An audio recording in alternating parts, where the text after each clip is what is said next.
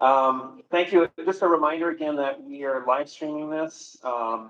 And so that is underway. And obviously, that's a resource for you even afterwards if you'd like to watch this again, or certainly for people watching remotely. So again, thank you for joining us on yet another evening. Thank you for giving your time to this process. We really appreciate it. So we're at Comprehensive Planning Committee Meeting 6, Site Planning Approach Review. And I don't know how many people had a chance to attend the town hall, but I think it was just a really great discussion. Some of it we'll actually kind of revisit here in terms of the process and kind of grounding us again in kind of all the different kind of influences on the process, on the planning, and kind of the narrowing down of options. We had shared some of that information if you had a chance to see that ahead of time, but certainly we'll go over it this evening. So I think at this point I can, oh yes, I can, let me read the land acknowledgement and anti-oppression statement. Okay. So at PBS, we strive to strengthen our relationships with the Native community and Native nations. The symbol of this commitment is a land acknowledgement. These statements bring visibility to the first peoples of our collective home. This statement is meant to provide information and context while also encouraging all of us to reflect on our current day relationship with Native people and Native experiences. We acknowledge that we live, work, and play on the traditional land of the Chinook, Clackamas, Kalapuya, Multnomah, Wasco, Taklamet, Wallaton, Malala. We also know that many other tribes made their homes along the Columbia and Willamette Rivers. We honor their history and acknowledge the sacrifices they made. Let us also acknowledge the robust present-day federally recognized tribes of this area, the Grand Ronde, Siletz, and Cowlitz.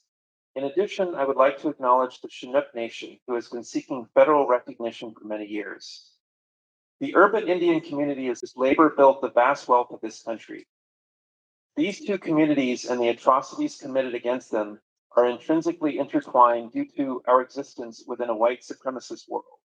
Everything we have is due to stolen land and stolen labor, and every system and institution that impacts our lives is built upon this legacy. It is our job to speak that truth into spaces so that we can begin to heal.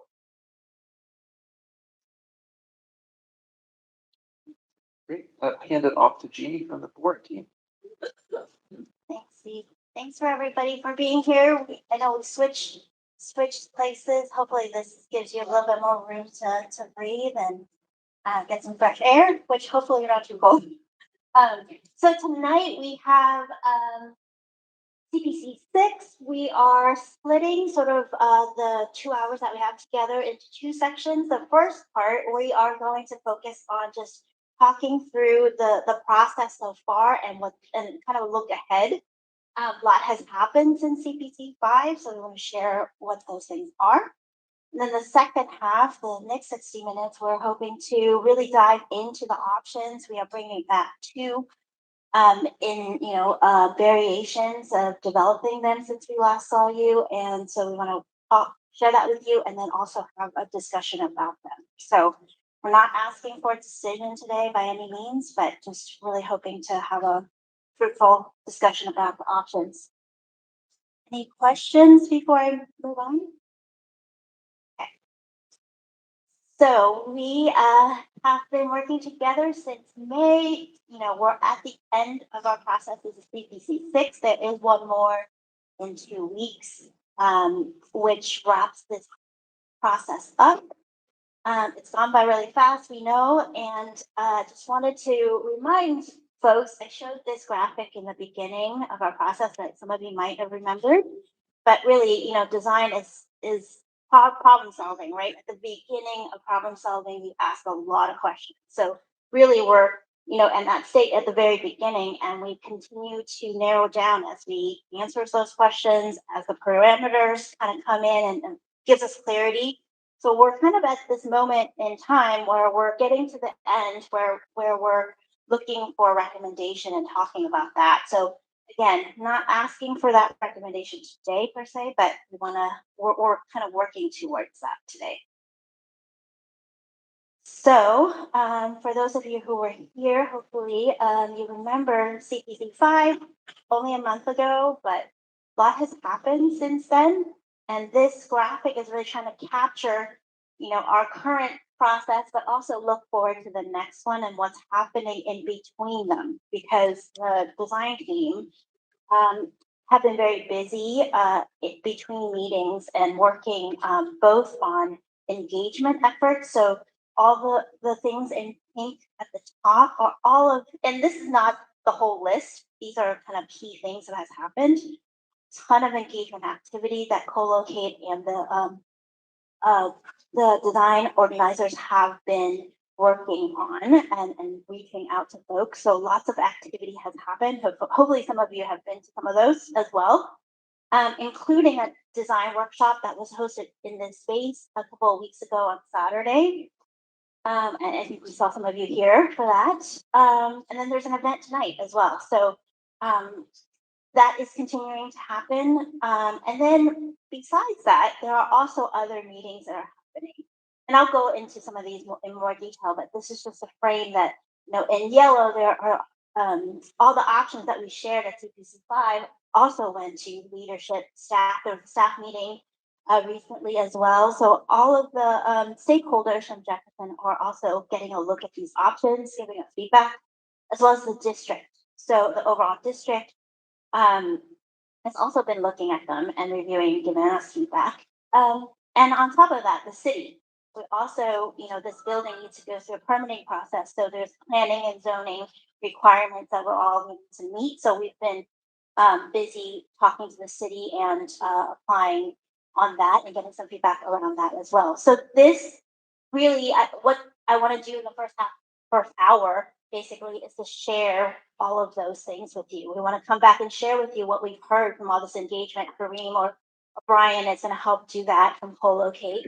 And then I'll walk through all of these other things that have happened and what the feedback was. And then looking forward to, today we have the two options we can talk about. And then there's still going to be a series of activities between that meeting and the next meeting. So similarly, we'll have engagement, district and Jeff stakeholders are going to look at this, and there'll be a public hearing actually with this planning process that you all are also welcome to attend as well as a public meeting. And then we'll meet again on November 16th for CPC 7. So just a reminder, if you were here in the town hall, we talked about sort of how is this process going to work? Like, what are we working towards? How does the recommendation happen? And I wanted to spend a minute to talk about that. There's been this flyer that's around here at the table in the front as well, and posted on the bond website. And this is really about all of the process, like all of the inputs that we need on this project. It's a complicated project. It's a big part of the city. So, CPC is definitely part of that. Public engagement is part of that. But also all those other stakeholders is also inputting information to the team that we're all working together with the Office of School Modernization to ultimately make a recommendation together to the board in December. So it's not a one person or one group thing. It is really, honestly, recommendations are building, and then an ultimate recommendation will go to the board. So that's that graphic that I was just talking about. Public engagement is CPC is part of that, but again, a lot of other activities. We've really tried to expand the public engagement on this particular project. So that's why co-locates on this team. That's why we've been doing all these events. You can see all these other pieces of the pie, right? All these other folks that stakeholders that we need to talk to. And I made this graphic sort of simplify it into sort of key stakeholders that we're interacting with very constantly throughout the project into 4 groups. So we have the Jeff stakeholders, the school. We've been talking to Principal Drake quite a lot. Staff meetings, partnerships within the school, SBI, NCC, Latino Network, all of those folks. And then public engagement, open general public meetings like the town hall happens throughout this process. And then lots of community events. We're also going to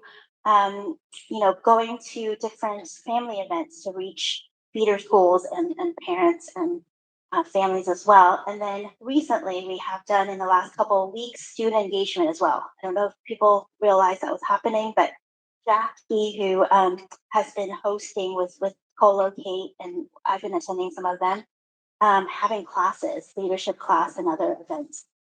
So that's been really good to get some student input into the process.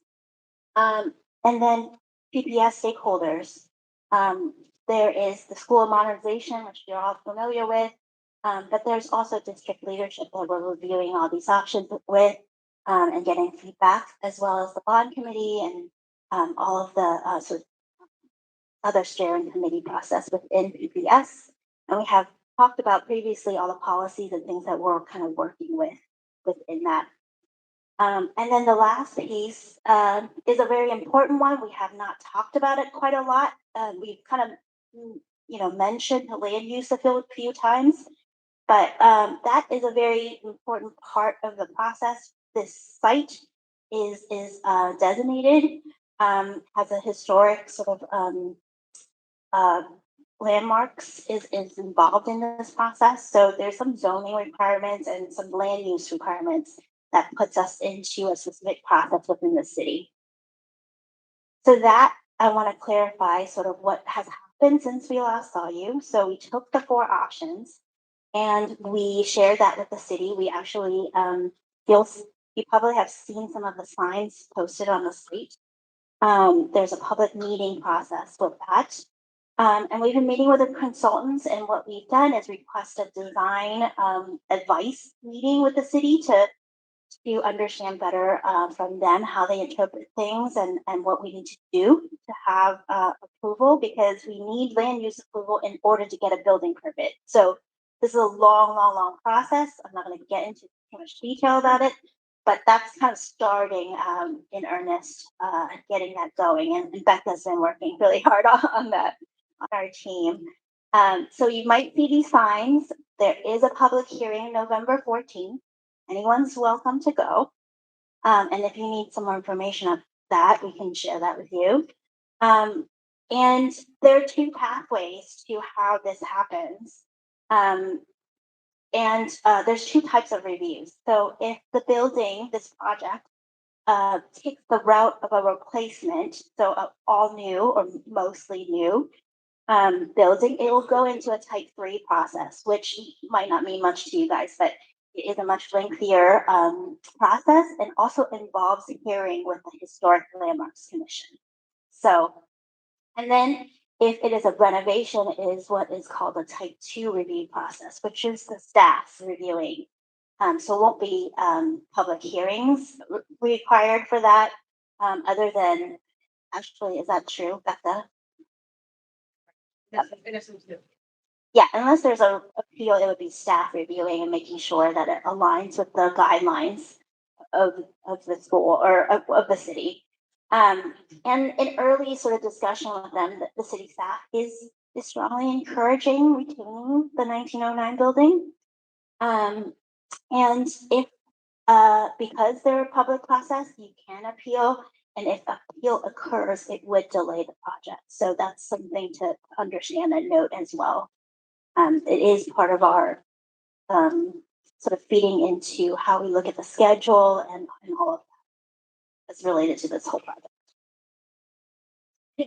Any questions? Can you tell us, do we know why the city is strongly recommending to not, to retain 1909? So the question was, why is the city strongly recommending retaining the 1909 building? They sort of have to. The site is in the Piedmont Conservation District, and it's a contributing site.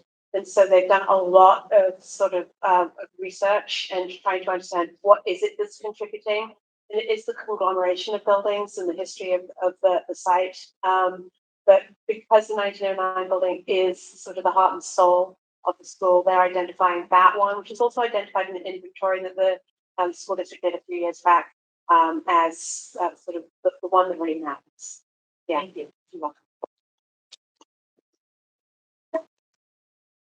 Okay, if there's not any more questions, you can save them as well. I'm gonna go through sort of, the, Jeff stakeholders and the PPS stakeholders that we reviewed the options with. So again, we went through a faculty meeting, yesterday. We shared them with the administration, view of the options. And then the district leadership has also looked at the options. One of the key reasons is that one of the options does affect and athletics quite a lot more than others. It takes out the field at north option. So that was something that needed to sort of have some thinking behind how that would work. Where would kids go? Where would the athletics kind of be held if that was the case? So through all of that, what has helped us figure it out, some requirements that we all need to meet that I'm sort of sharing in these more graphic ways. So there's a couple of high level drivers that this project needs to meet. One is that it needs to reflect the community feedback and input. This next set is the timing, right? The schedule. This project has been coming, slowly and for a very long time. So this time matters. So looking at ways in these options can be, disrupt students the least and be completed, as quickly as possible. So the two dates that are floated out there right now is to be for the students to have new classrooms to go into by the fall of 2026. And then for the whole project to complete itself, the broader site and buildings, buildings could be done in phases. So the first phase would be done in fall of 2026 and then completed by the fall of 2028. And trying to keep students on site during construction, right? We talked about this before. There's a relationship to PCC. There's the kids don't necessarily have ways to travel after class, so really making that a driver and a requirement, really. And then, the other three are talking about the athletics. The site is it is what it is, right? It's as big as it is, and so there are limits to how much the building extends or change, and how much fields are available, just land space that's available, and what fits on it. So the three athletic venues that we're holding for each of the options that we're showing you moving forward is a track and field, obviously, and then a half practice field on the site. And then a multi-use field. We're talking about potentially having softball. There's some regulation around that we're checking in with Title IX and all of that. The south field would become a usable field for the school. And then the other two are really about meeting the square footage needs, which reflects the comprehensive high school specs that we talked about, as well as the extra not extra, but the other programs that are already in Jeff. Those will be reflected and kept as well. And then travel distance. There was a lot of discussion about how much travel distance for kids and all of that. So we're trying to really make sure that we are meeting at least the similarly to all the other projects at the end for Jeff. So we have actually a comparison. You guys can take a look later on about all the other schools and what size those are. They're all at the same scale, so you can kind of visually compare them as well. The other set of parameters that we've been sort of talking about and putting on paper is more spatial around Jeff in specifics. So track and field must remain in use during construction. So and we'll share a little bit more around that, but that is really about disruption to athletics. The gym, we need the gym to be operating before a new gym is built so that people can move in and games can happen. Dance, theater, all of that also has to remain. There's really hard, to find another 1,000 seat theater to, for performances and so all of that needs to stay in place. And then minimal disruptions to classrooms and dance studios as well. Really with that goal of building enough classrooms for the current utilization of just around 600 students, which turns out to be about 24 classrooms. With a servery, with admin, and then a performing arts center. By the fall of 2026, so that folks can move into that part of the new school, and then we can either demolish or renovate the rest of the school. That's better. Yep. I don't know if you can answer this or not. More like a thing that PPS has to answer. But, you know, I don't know how anybody else can see that, but when I see new enrollment of 600 by 2026, oh, when I see you have new enrollment of 600 students, that's only 1/3 of the 1,700 against the requirement. And I don't know if this is something that we need to see it within the school system, how they're working to bring 1,700 into reality. If this is the way to keep us at 600. I want to clarify. So this is only the first phase of the project. Just for students to go into that doesn't require portable temporary classrooms, right?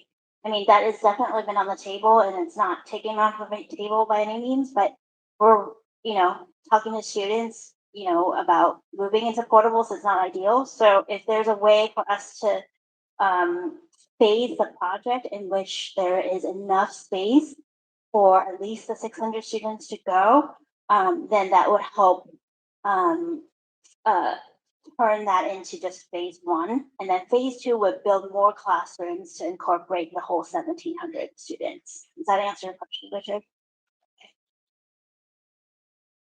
I have a related question. Does spacing like that impact the type of classrooms that are being built, right? Considering that a science classroom is going to look different than like a CP classroom or like a general language arts classroom. Like, what happens there, and does it compromise that at all? Yeah, so within that 24 classrooms, we are building them to the full spec, like the comprehensive program specs of the rooms. So that's no different. But we are also incorporating science classroom, which are larger than the general classroom. I think we will have to get into the detail of CT and how all of that works exactly. Anybody have thoughts around that on our team? But that's the target is 24, just to get the right amount for the kids. The exact numbers between science and we're working on that. Is there any discussion about collaborating with PCC to use some of their campus designation location for classes? Maybe PPS might be best to answer this question. There has been, I think there needs to be, a agreement on that. And I think that's a potential that PBS is looking at too. Steve, if you wanted to add to that at all.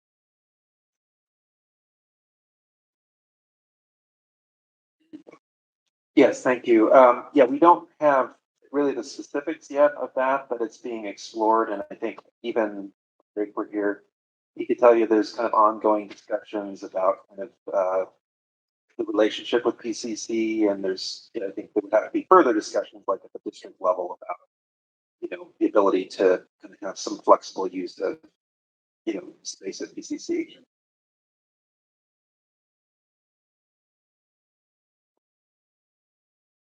what about kids? What about kids? That building is right. That's I Actually, do you know, Has a lot, it has a line, it will have a Lions High School in there, until their campus is done on the, I guess that. Yeah, it's obviously offsite. It's not big enough to help the school. So the team's going to be a different option, but I just think it's less than that, right? It's maybe. And just to add one more feature, we haven't, the idea of not having portables is not necessarily the direction we're going in. We're trying to kind of minimize the use, particularly for classrooms, but that's also an option in terms of other flexible space. So, yeah. I hate to bring this up, but if I do the math, I'm looking at 24 classrooms, 25 kids in a classroom, that's our 600 kids. Where the that means every classroom is going to be full all day long, potentially, and where the teacher's going to be when they're last night in a meeting. Teachers having their own classroom working. So where teachers going to be when they're not teaching. Every classroom is going to be full all day long. there will be other admin spaces and all of that incorporated into the first phase as well. And we'll bring back that sort of more detail around exactly what is in that phase. I do want to say that, like Steve said, it's not that absolutely that won't be any portables related to this first phase. And as we study it deeper, there might be some portables in relationship to this. I think the thinking around, I think from PPS as well as the design team really is any money from the construction budget spent on portables means it's not getting spent on the building, right? So really it's an advantage to minimize the amount of portables on site for that reason. And then, in terms of off-site, how are the kids going to get around if some classes are over here and others are over there? So really, that's the kind of thinking around it. I think there's more detail to be figured out for sure.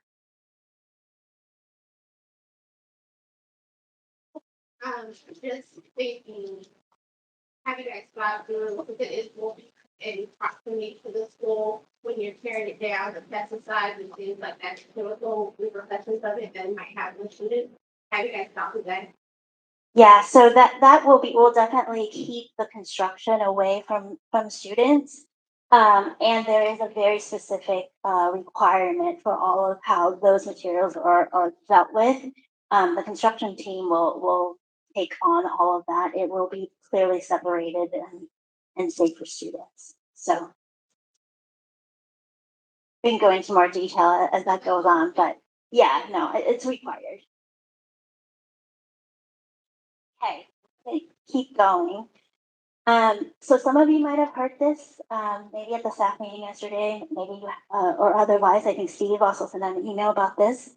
So after looking at all those requirements, it really, the north scheme where we're building on the track that we showed you last time really has doesn't meet the requirement of having track and field. And the fact that, and I open up to anyone from PBS to help fill this in, but the idea that the kids would have to travel, there is no one field that, Jeff can use during that duration. So it means that the kids, just like Lincoln has went through this or is still going through this process, the kids have to go to different fields in different days just to get practice in, right, and games. So it is a very it has not worked that well, I don't think, at Lincoln. So I think we're hesitant that this will even work at all at Jeff. And so that, I think, is some of the reasoning behind why this scheme got taken off the table. Just curious, has everybody always known we were gonna lose baseball? Because that doesn't seem like that was ever brought up until last night at the staff meeting, when that kind of felt like it was a bomb. Talk about how important sports are, but it's really not just football. I'm just curious, because I never noticed that before. Yeah, we talked about it last time at our CPC meeting. We had a baseball field, a little block for our model that we shared within on each table, and it just doesn't fit. So, is really what the reality is. There's not enough space for a baseball field, and there's a requirement for baseball with Title IX to also have softball. So it's really not just having baseball; it's also having softball at the same time. So Could you just clarify that we're not losing baseball, we're losing the baseball field? yes, it's not. This does not mean that Jeff can't have a baseball team or anything like that. It's just it won't happen on site. Okay, well, where will they go? And what happens to the students that don't have transportation to make it to whatever location they're at? I would love some help in answering that question since it's more CPS related. I'm not directing, but I know when we have softball teams here, our softball teams have a practice over at Mesa, or they have another games over at Delta for their home games, so they get transported for the practicing. Yeah, the same thing will find the facility for the practice. I see that, but for every other campus, there's a way to make something. There's a way to make something. And states don't want to miss that transportation that's provided. Then what? Some of you have to think that about all the there's the extra things and possible you guys put into these kids' ways already. So I don't think that's okay to say, oh, it does not fit. We made it fit before. So yeah, it's the big problem. Extra definitely does not fit. But one of the buildings approach on right now. So the second that we build more, it makes it not feasible. And as you mentioned, baseball, absolutely not. Both. But as long as you guys can provide a date for them to get there, I think that should still be fair and big consideration. Not everyone has patient for life. Campus don't have baseball. Yeah. Lincoln High School does not have baseball. I'm not sure about others, and anybody know what Sam comes in? Off the top of my head, Benson does not have a field. That's right. Cleveland does not have baseball. The Benson, Cleveland, and Lincoln High School. What about the kids? Well, we have it missed. I don't see it on there. So you're taking baseball and put it. We're not sure about tennis yet. Tennis is actually very small. And they might. Okay. Yeah, don't give up on tennis yet.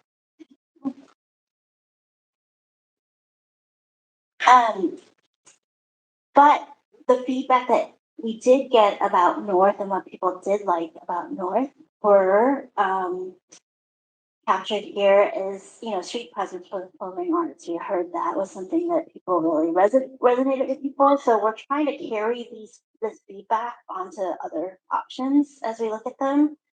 And then I think ultimately we got a lot of feedback around the reason a lot of people gravitated to us in the North was the fact that it had minimal disruption to the existing school, right, and the function, the operation of the existing school. So, and that it featured academics being on campus work. There's something to that as well. About the pool. I know you found a pool or something. Oh, wow. Okay. No pool. Let me just also add to another big reason that I heard in the words that was that a big goal for North was that it brought the connection to PCC and the North Library, and that made the focus on academics with the school, and why that was a big driver for making that push. Yeah, thanks for explaining that because I put academics first on here. We had noted that, but yeah, it's the connection to PCC being closer. It's easier for students to get around, which was a big point that was brought up by students as well. They wanted to have it easier to get around for classes. So if there were students that were using PCC, it made it easier for them to get around by having North nearby.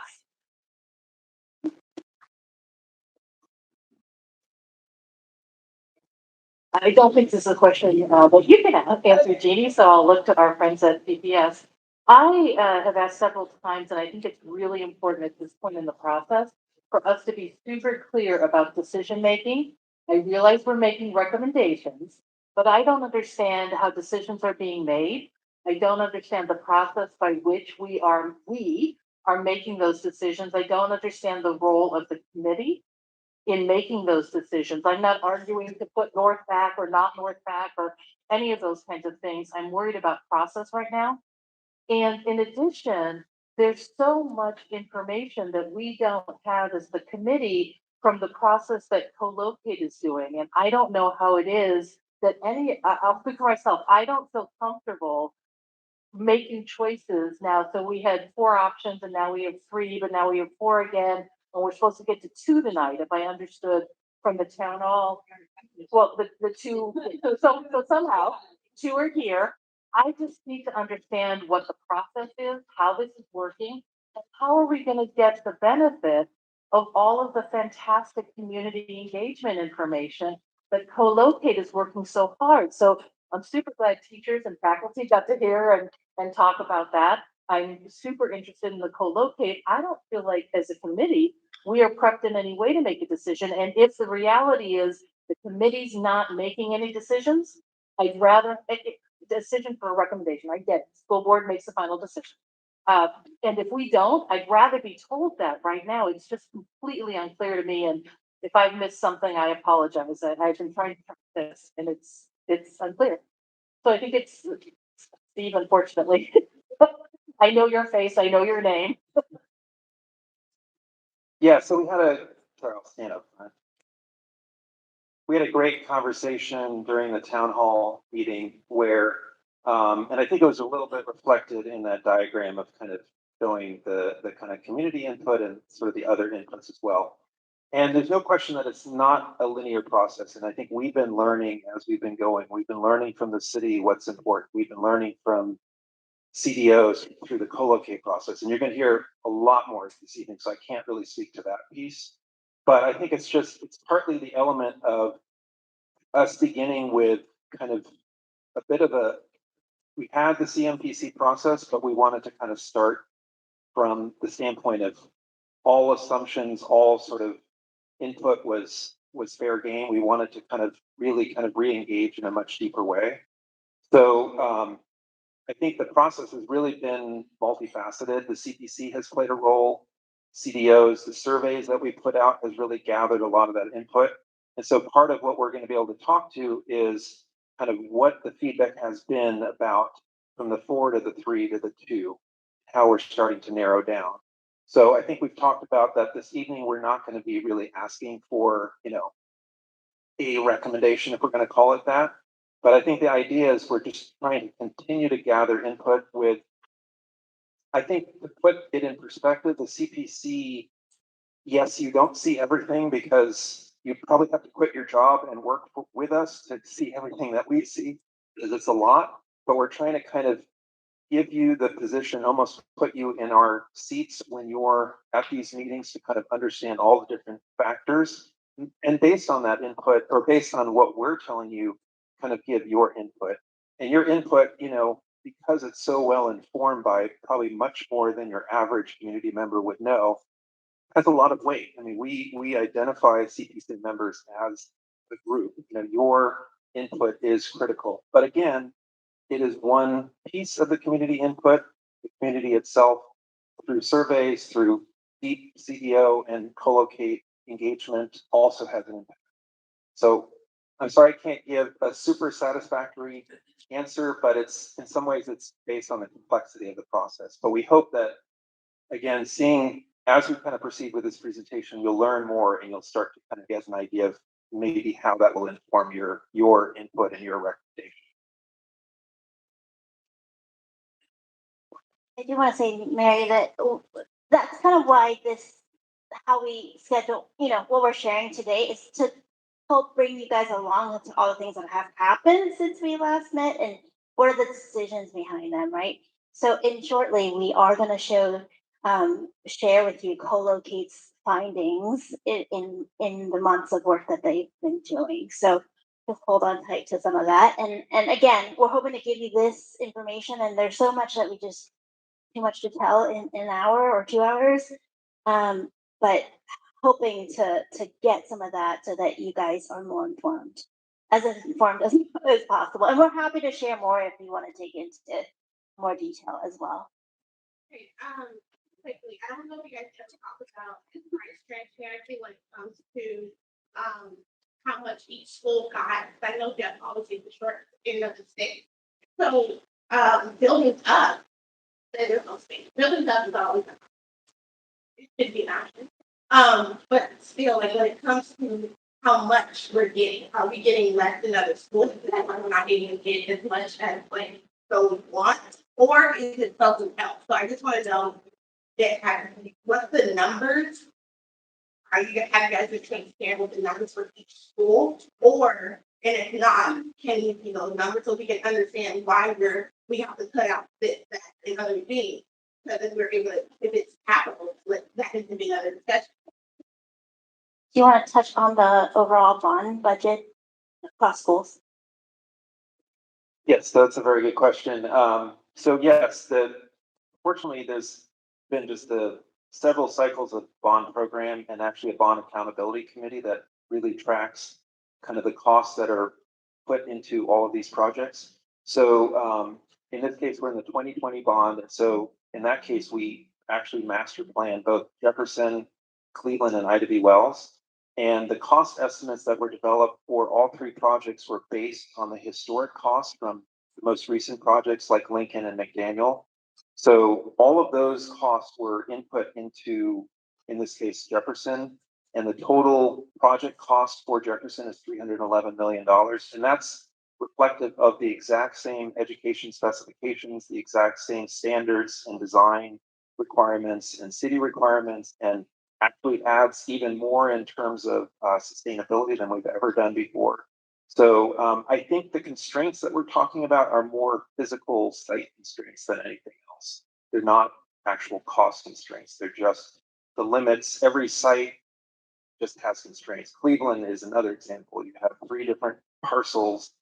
Kids have to kind of walk between. So every site, we're just in this very dense urban environment. So every school site is just a little different and has its own constraints.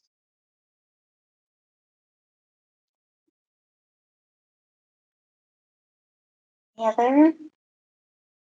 Oh, keep going. Okay, I think I was pausing for questions. We got a lot of questions, so thank you. So we're gonna dig into those engagement feedback, and Corinne's gonna come up and share this with you. But this is a list of all the events that's happened. I think I shared this already, so I'm gonna just turn it over to Kareem. I think lots has happened, and the themes are getting documented very carefully. You can really track all the comments. Honestly, it's great, sort of a miracle of how all of that is being done. And I think really trying to capture the feedback and turn them into themes. So I'm gonna let Kareem talk to those. Thanks, Jeannie. Well, that got a little weird. Hi, I'm Kareem. I know some of y'all don't know all of y'all, but as we work on getting this to full screen, I'll give a couple of orientation comments about what we're going to talk through. First thing is, for the last 5 months, 6 months, we've been booking it. From the first committee meeting that we were in, we heard committee members say, this process feels like there's not enough time. How are you going to turn around, have these conversations with people, bring feedback into this process and inform all of y'all and inform our team? And I'll be honest, it's a lot of late nights, it's a lot of weekends, it's a lot of effort on behalf of the entire team doing this, as well as PPS staff who are helping us and OSM staff who are helping us to be able to actually get access to spaces and organize these events. So the timeline has been incredibly rapid. With that said, no, I'm not going to look at that. With that said, we are still in conversations. We're still out there having events. This coming Saturday, Tay and Moncala, the back, give a little wave. Tay is one of our community design organizers. Moncala is one of the CPC committee members, are organizing a family and community conversation about the redesign at New Song Community Church. on MLK from 1 to 4 p.m. That's one example of the kinds of engagement actions and activities that we've been doing throughout this process. We're also still in classes with students. Since the fall started up, we've been doing more classes with class sessions with students where we're actually talking to them about this process. But from month to month, as all of y'all in the committee have observed, things change really rapidly. So when we started this process, we didn't have scenarios to share with people for them to reflect on. As of the last committee meeting, we had 4 scenarios. The one before that, we had 3, and now we're coming to 3 or 2. So it is a lot to process. It is a lot to turn around and reflect on. And I want to acknowledge that. And I want to, I think one thing that I would love to hear as we exit this committee process is from all of y'all's perspectives and experiences, how could this be structured differently in order to provide you with the time and resources and information that you need, and the folks that you're in community with? Like, we want to hear the feedback on how to do this differently and better. And I know we'll have feedback from the community members that we've been talking to as well. But with that, this represents a point in time snapshot. We're still putting comments into our spreadsheet. We're still tracking the total number of conversations that are being had, but we're over 600 discussions with community members, students, staff, alumni, over 700 comments that we tracked, typed, or written ourselves in all of these conversations that we've been in. And we focused on how we prioritize the users or the folks that we are centering in this work. As y'all know, since we've been talking about this for a while, is the folks who are disproportionately impacted by the process and who typically have the least amount of influence over how decisions are made in these processes. For this project and for this process, that is the Black community and communities of color that have historic roots in Albina and who are intersecting with students, staff, alumni. So people carry multiple identities and multiple experiences. And that's basically how we prioritize who is centered in this process, who's at the most risk of being harmed if we mess up, and who's and what sorts of past harms or issues do we need to be addressing as we move forward. See if I can make this work. So like I said, we're still having conversations, and everything that you see on here is going to shift probably a bit as proportions of different themes emerge and we keep tracking things and tagging different themes. But I'm going to give a high level overview of the narratives that have emerged as we've had all of these conversations and touch points with folks. So consideration for the scenarios at a high level, not necessarily specific to option A, B, or C, but replacement versus renovation and expansion or addition. Considerations around modernization or support for renovation and expansion. The cultural significance of this school within the context of ongoing displacement and gentrification of the Black community with roots in Albina. That is first and foremost the thing that has come up time and again when we talk to folks who are going to be most impacted by this. The continued demolition of Black space is traumatizing. Folks having connections and continuity from generation to generation within a particular built environment and space, and having those connections severed is traumatizing. And it exists within the context of ongoing trauma. Belief that full replacement is predetermined. We heard that a lot. Trust is one of the main narrative themes that has emerged throughout this process. And actually I have some handouts that I forgot to distribute on the tables, but I will do that in a moment. That breaks down some of the slides later in the slideshow. But along those lines, the belief that an outcome is predetermined and that predetermined outcome is they're going to take away Jeff. We have to be honest and address that. And even as we tell people the school will be here, it will continue to be in its same location. Taking away Jeff isn't just moving it or removing the school, it's also removing that connection and cultural continuity. It's important to remember that although the demographics of this neighborhood are changing due to gentrification and displacement, the Black community remains rooted in this place. So I have heard comments from folks saying, well, why aren't we building a school for the people who are here now? And the response to that is, well, those folks with multi-generational connections to this place are here now. Some of the students who come to this school might have been displaced out to the numbers or to Southeast or to Vancouver, but they are still taking that commute, right? Full replacement would do irreversible damage in that sense to that continuity and the importance of historic buildings as anchoring cultural connections.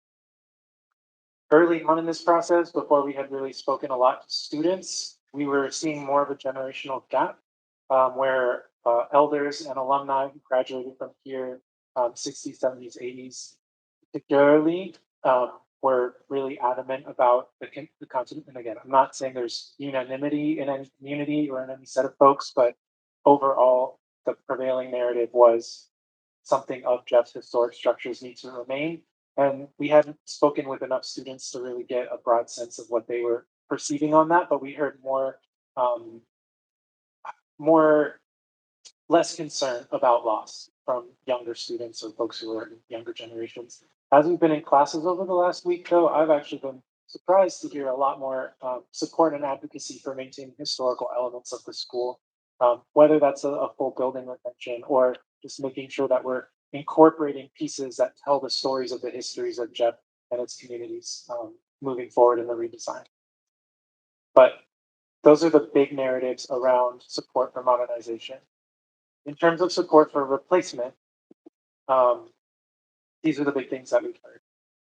So distrusting outcomes due to systemic racism, belief that a renovation is going to be lower quality, belief that it's going to be superficial, belief that it will not provide the best facilities possible, belief that we need to break completely with the past and with the history of white supremacy that the namesake of this school represents to so many people. All of those concerns have driven support for full replacement options for the most part. Across the board, though, there are these common threads. And those common threads are, regardless of whether it's a replacement or a modernization, that Jeff should remain a cultural student and community hub for Black and Brown families, for the folks who have those roots and connections here. That state-of-the-art facilities and culturally relevant programs and pedagogy are necessary. And that needs to be embedded in both the architecture and the pedagogy of the school, the curriculum of the school.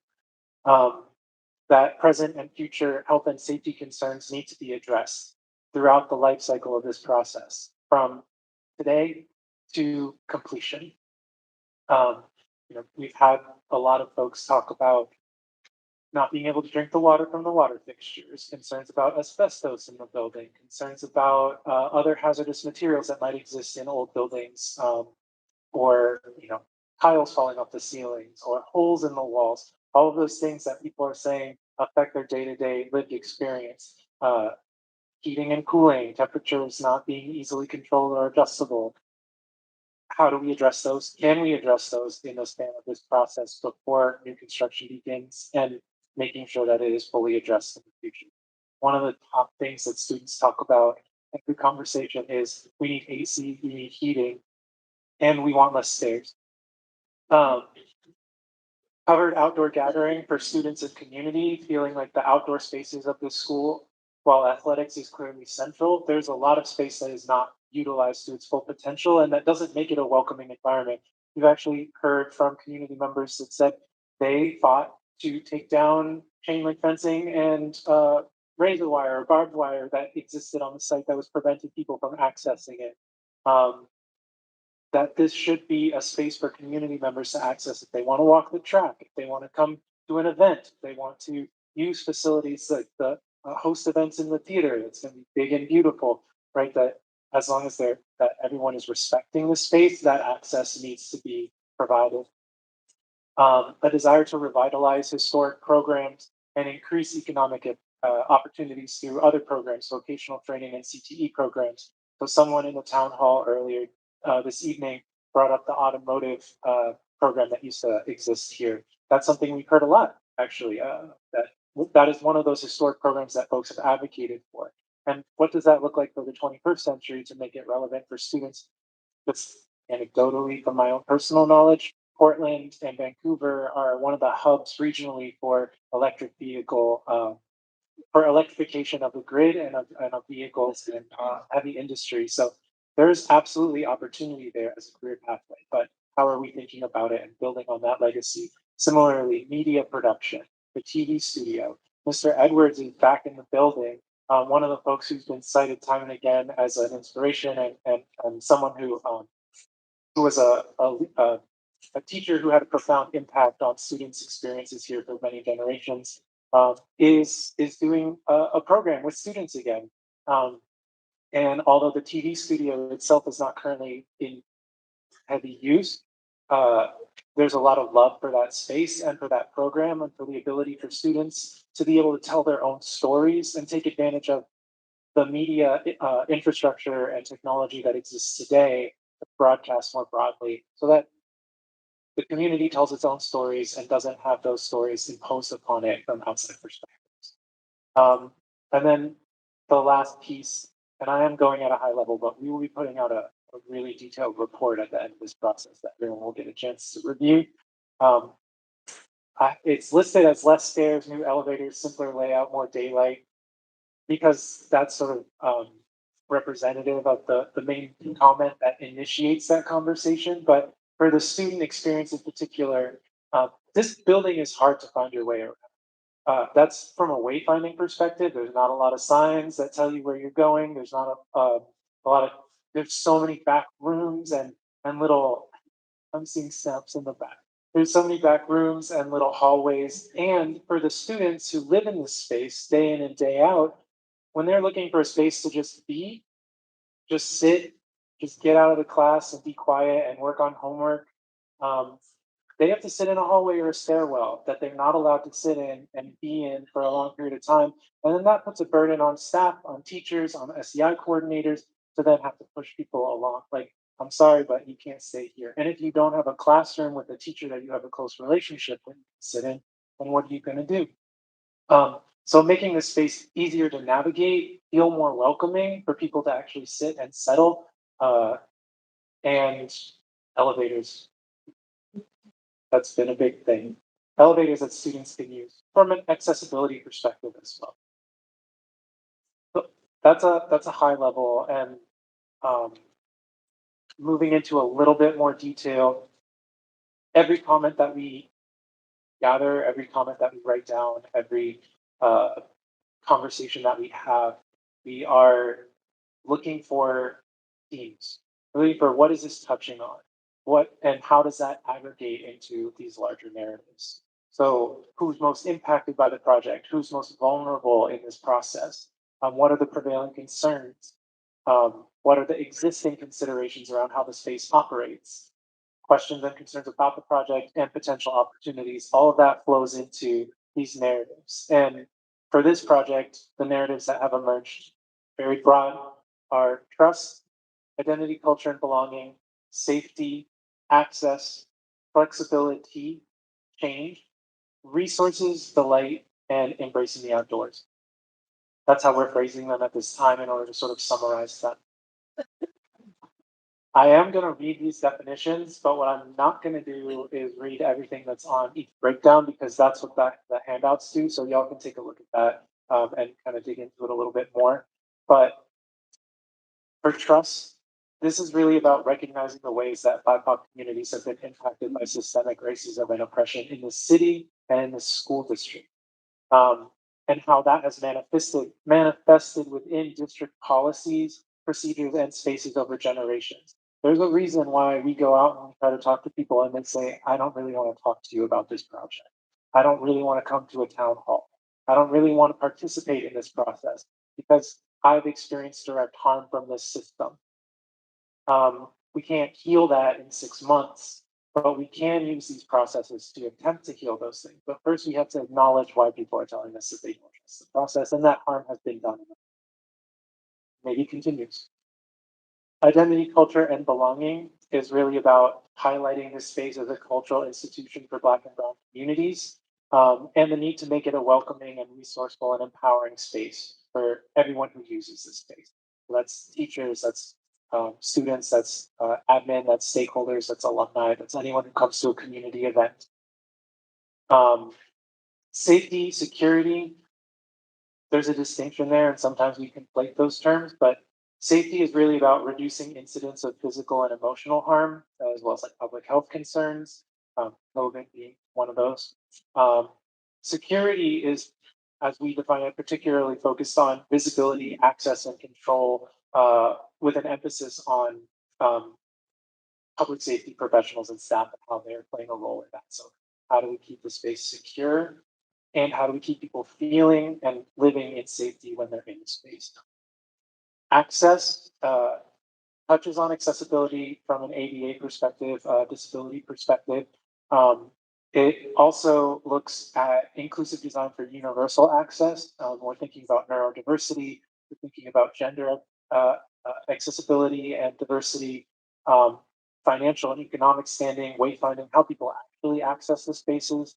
And this also touches on broader community access to this institution.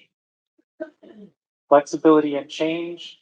So this is how the space should be flexible moving forward, and looking at future needs that might not be predictable at present. Sustainability and the climate justice and considerations around those topics would fall into that topic as well. Resources is the fact that this school represents and provides many resources to the people who use the space. That is the educational resources, that is the people who are here and building relationships. But that's also connections to things like housing insecurity that people who access this space might be experiencing. Food is a really big driver. Economics, technology, digital divide that students may experience that prevents them from participating, and how does the school provide resources to augment their experiences or fill in those gaps wherever possible. And it also includes community gathering space as a resource in and of itself. Delight, maybe self-explanatory, but what are the things that people find delightful about this place? What are the things that bring joy or a smile to people's faces when they think about Jeff and they think about the future of Jeff? So I mentioned Mr. Edwards earlier. Mr. Edwards is an example of someone who comes up in this category. It's like, these are people who have made a profound impact on students and community members' lives. Other teachers have also been name dropped, past and present, but it's also the murals, the art, the fact that students can paint their lockers in some places, or that they can see the remnants of those past generations that made their mark on this place. And then the last one is embracing the outdoors. And so that's really about the connection to the outdoors, what I touched on earlier. People want to be able to use the outdoor spaces. They also live in Oregon. And how do we, as someone who moved here from Egypt in 2007, I'm still baffled that there's no covered outdoor space in this state, seemingly, because it rains all the time. But also fresh air, natural daylighting, biophilia, like connections to natural materials, those different pieces that actually contribute to mental and emotional wellness. How am I doing on time?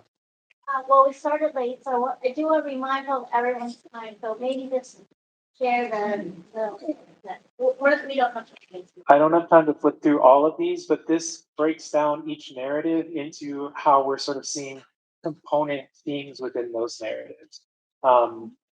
And that will continue to be refined because this is a working document that will carry through design, the whole design process for the next several years. These various themes will probably change, some will merge, some might drop in importance, but this gives you a sense of what we're seeing. And we have a few representative quotes or comments in each of these themes and narratives on the side that you can take a look at. Gives you an idea, right? We're not saying everyone is saying this exact same thing, but these are things that come up often that represent what we've heard. So with that,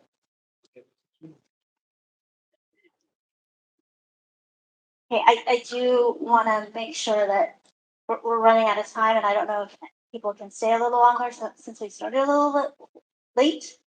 But those packets are with you.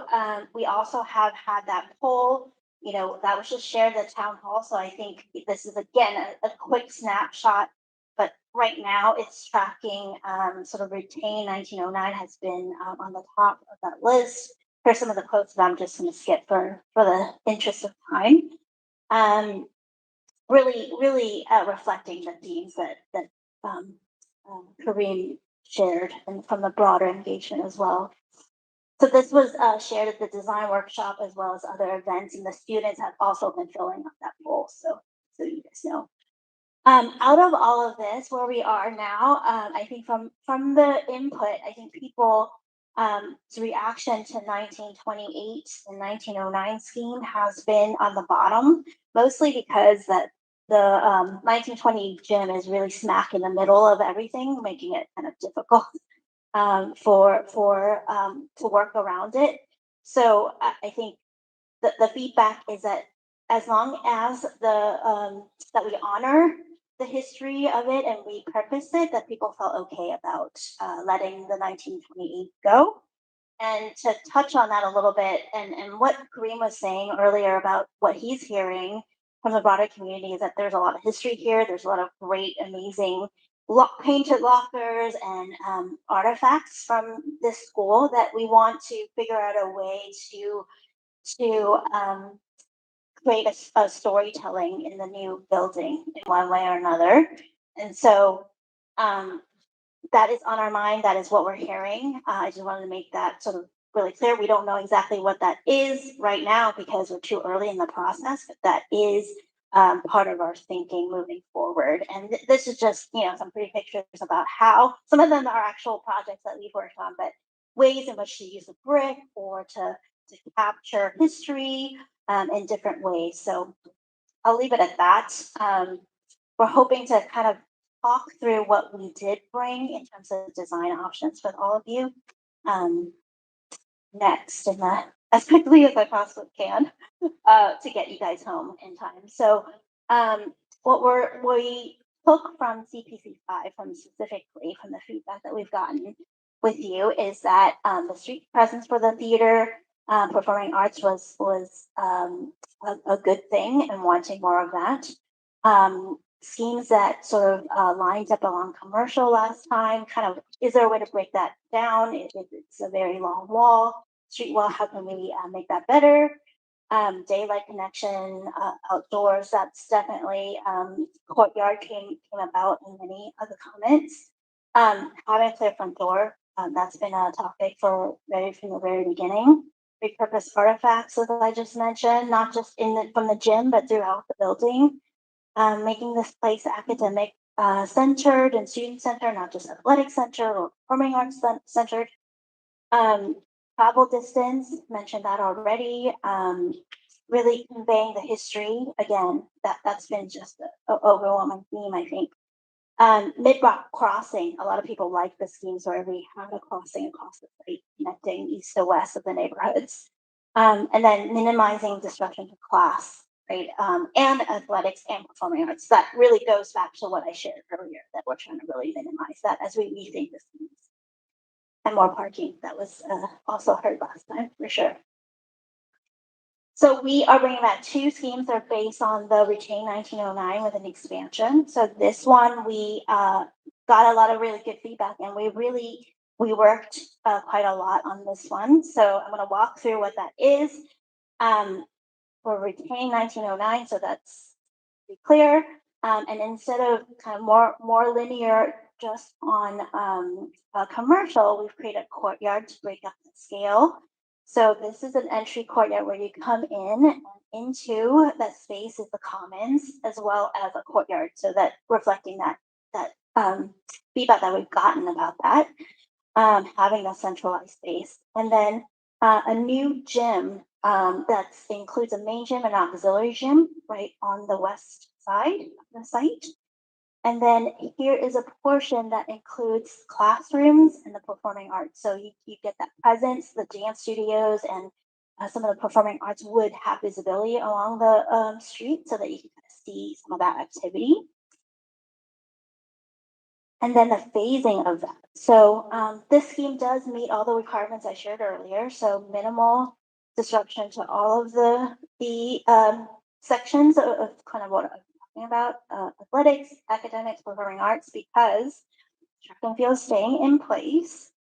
This first phase where we're getting the 600 students into play with the performing arts, that will be built, and everyone is going to stay in the existing buildings as is during this construction phase. We're also going to work on the track and field. The track and field has we've assessed that there's some work that needs to be done to just update. It's 10 years old or so, so there's some updates needed on that.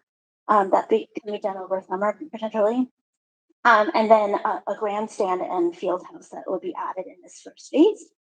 And then once that is complete and people are moved into that, then we go and renovate 1909 and then add in the commons and the gym. So in first phase, there will be smaller space for, there'll be a servery, but there will not be a full size commons that's required for housing 1,700 students, obviously. So that will that'll be added in phase 2. And then the gym will be added in phase 2. So folks can stay and use the main gym for that duration and then move in to the new gyms.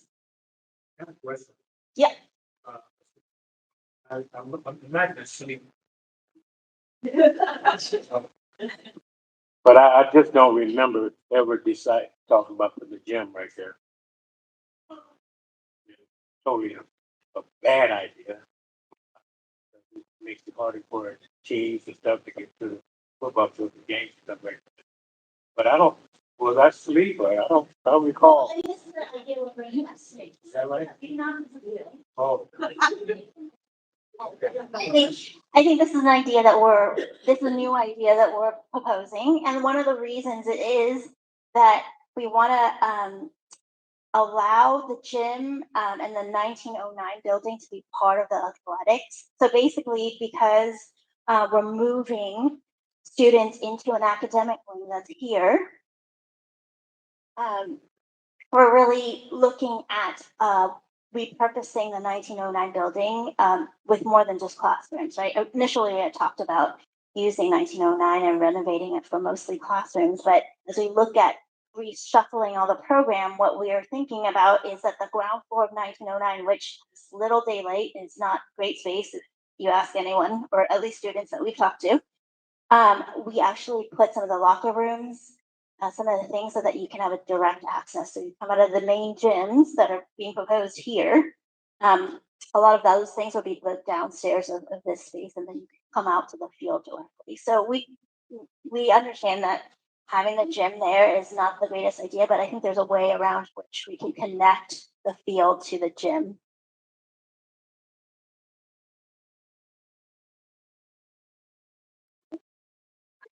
I know it was basic, but I have a concern about the movement of the front of the building to the commercial side, less than 100 yards. I'm not going That is sort of feedback that we've gotten throughout the process, that people really use commercial as the entrance into the school. We can talk about that more, but I think the building now has a main entrance that's not accessible. That's in the middle of the site. That is really challenging for many reasons. And I think the commercial side really is seen as the front door, rather than not. to use it right now. GPS may take you there. The doors are locked there. The kids have to come in the front by the track. Those doors are not open because of safety. So just because of throwing it out there, it's. Yeah, we would be moving the admin spaces in adjacency to all of that. So it really would be a change in. And also she understands this is a completely new building, new front. Yeah, this will be a new front door. We're not using the old the existing front sort of door into is in the middle of 1909. This is actually a new proposed front door that would be part of this entry plaza area. So we'd be readjusting all of the program in order to make sure that that's a safe entrance for students and staff. And that's not the point you're getting at. No matter if you make a new entrance or not, it's still a danger experience. That's why you don't use it. So that's why the entrance in the middle kind of avoids that unsafe area. If that is not, does that make sense? Or Yeah, but the kids are still coming from the street, right? It's really about where the students are coming from. where they're coming from rather than where they're congregated. Because if they're on commercial, they will, and they're entering, they're also exiting, and then also we were access to the front of the school. So you have to think about that also. So I don't know if there could be a way that you guys can bring in two, I don't know, like entryways that can kind of bring into the middle, but the middle is for a reason, that's why they don't. Didn't say it was hard. I have a process for today. Let's go back to what we were talking about. So you brought up all these themes and we talked about it, but I'm not hearing any of these themes integrate what you're talking about. Well, so I mean, we're very high level, so some of the themes are not totally reflected at the scale of the project, but we're incorporating the courtyard, the outdoor connection to this to which was shared as a theme. We also have designed this with really good daylight potential for all of the classrooms, so all of the classrooms would have daylight access, unlike current spaces. The cultural stuff. Yeah, the cultural piece, we're at this, overhead bird's eye view of the scheme, right? So we're in this scheme in particular to reflect cultural aspects is we're keeping 1909, right, as a building, and we're gonna renovate it into use. So that would reflect that theme. Any other question? I guess the question is why are we So this is a variation of the last one that we shared. It's why? because we got feedback that some things were not working as well as people liked, so we, adjusted it because the courtyard came. Go back to the factors. Yeah, this list of factors. I think what we heard was that there were things that could be worked on within that scheme, and so we worked on them and brought it back. And if there's something that's sort of from what you saw last time, particular in gym or some other comments, I think that's what we want to hear. Think about the way public see. We already talked about front. The way things done. We go through the process. You already know what you want to do. What you want to do. And find some kind of reason to justify you need to do it this way. As opposed to maybe discussing. I think our intention was to make it better because we heard sort of comments that it didn't work as well as people were hoping. So it is what we're bringing back is a reflection of trying to make it better. If it's not doing that, then we definitely want to hear. And there's no reason for us to not go back to where we were before, but I think that's kind of why we're not trying to change the scheme. We're just trying to make it better. And if this doesn't feel better to people, we want to hear why. We added a courtyard because we heard there was a need for outdoor space and people are looking for that. So that's something that's brought back in this that is new, and the gym location is certainly new. So hearing about your thoughts about that as well. But the commercial entrance was talked about last time as well. So it's been something that we've kind of been talking about. So not a change, and maybe that's not the right thing. I'm not saying it is. I'm just saying we can only reflect, and we're trying to develop it so that it's the best project as we can. So Couldn't make it the best part. I think there's some. Somebody always decided for us what's the best thing. Mm-hmm. They've already told you what's the best one. No, we think this is best.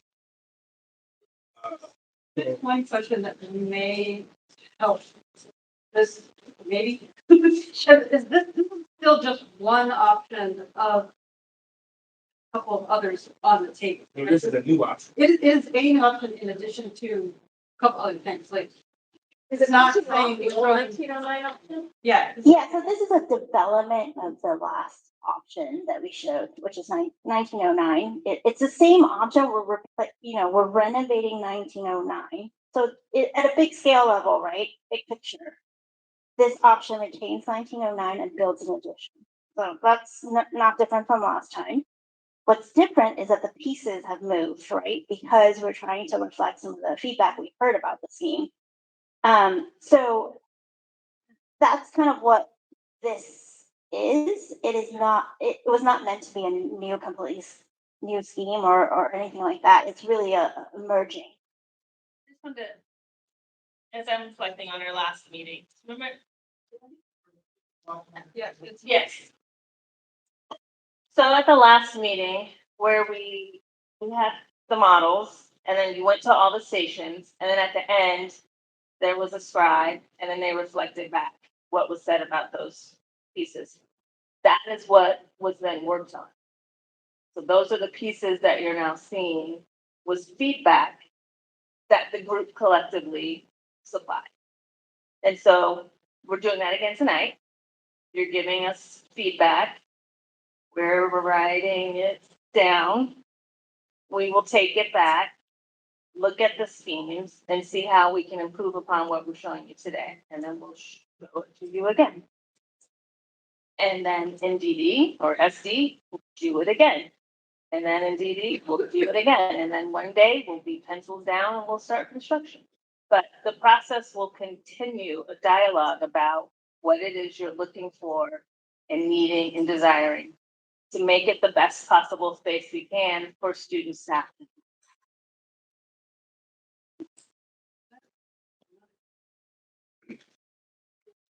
Well, I have a question about going back to the flipping the front door to commercial. That flow doesn't really seem to make a lot of sense for a number of other things in the neighborhood either. So that's just sort of confusing. Right now you've got this double tree promenade on Kirby and traffic flows all kind of flows off Kirby and commercials through street that feels like the backside of the school right now. So I'm just curious about what around where that came from. It's part of. What will it take to make that? Yeah, it's different from what we heard before. It actually was that it was a through street, so that it was in terms of people getting through. That was a plus that we heard previously, and also it's where the bus drop off is. So it's in a way, other input have said it's more the front of the school, so more to talk through. And today we're not honestly.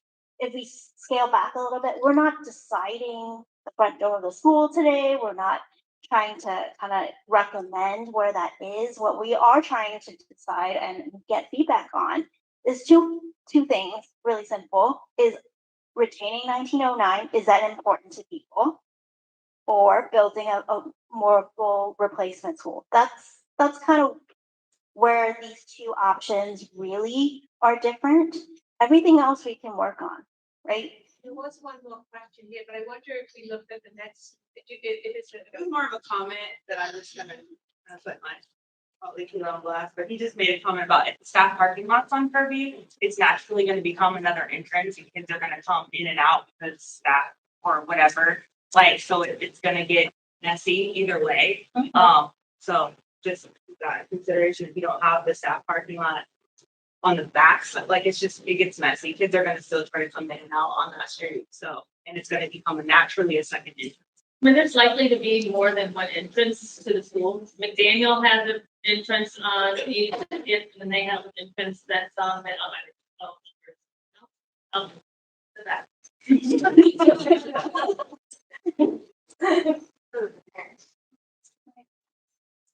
I do recommend that we look at the other schemes as well with very short on. And then maybe if you can add, and if you love to give me comments after you've seen both of them, if you can hold them. Then I have comment in the process. Okay. Not about. You hold it to the end, or is it important to be there now? Well, the thing I'm concerned about is we're gonna have a ton of comments on this one and nothing on the other one. And then we'll come back and we'll have made changes on this one and no changes on the other one. And then it will be, my other people may have feedback that didn't get shared because they didn't have opportunity or time. And this will get shared out electronically, and there'll be an opportunity to comment online as well. We can do another sheet to get people to give us feedback. Well, it's not only what is said here, we can gather information from the articles. Okay. So this option, we did hear, the main feedback we heard on this, really was the gym being pretty distant. So last time we saw this, the gym started here. There was a sort of blank space here or open space here. The gym was being renovated and then we were building an ox gym next to it on the north side. So it was kind of this idea of an athletic center kind of separated from the building, the new sort of replacement school on the south side. So people really had a negative reaction to traveling for kids and staff alike, that distance between the two, sort of the athletics and the school building. So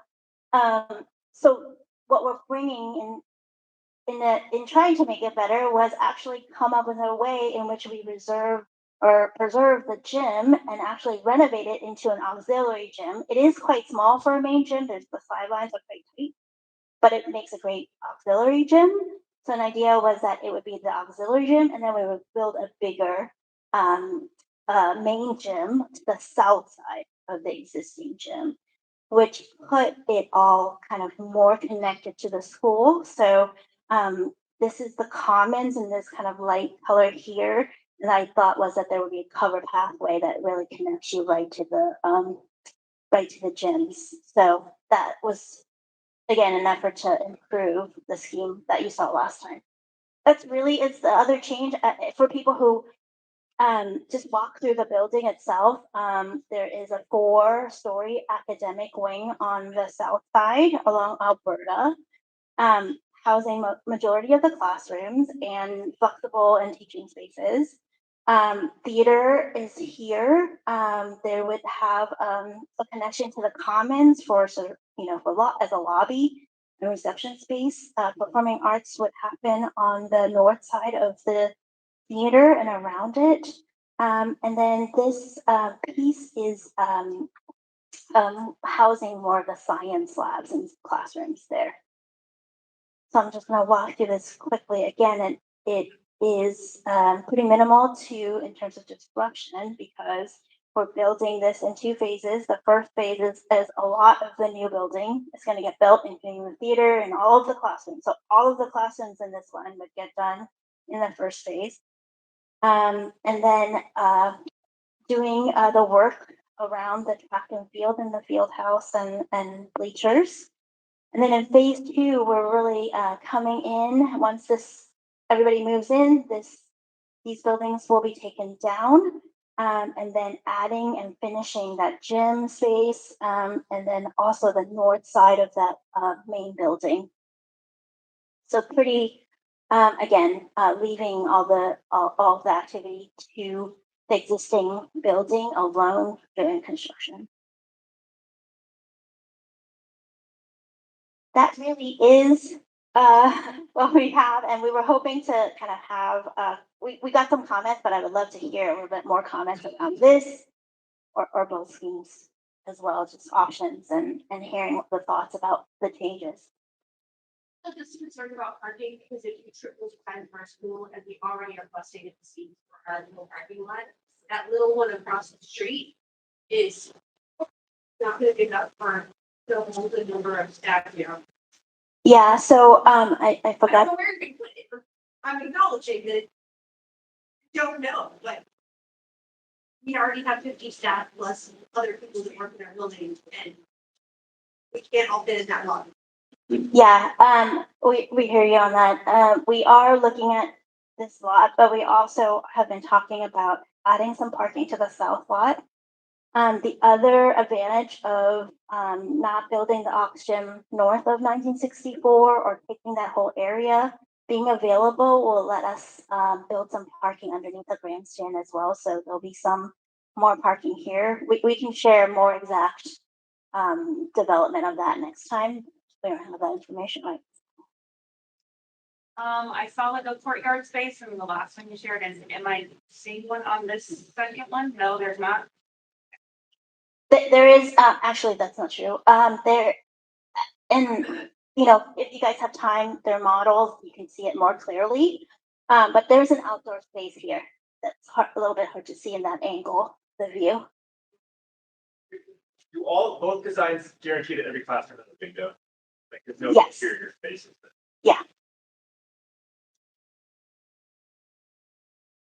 Yes, that is why they're oriented kind of the way that they are.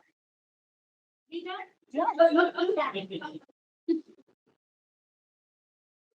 Thank you, Jeannie. I want to come back to what I think is the most important information that got shared tonight, which is the community feedback information from co-locate.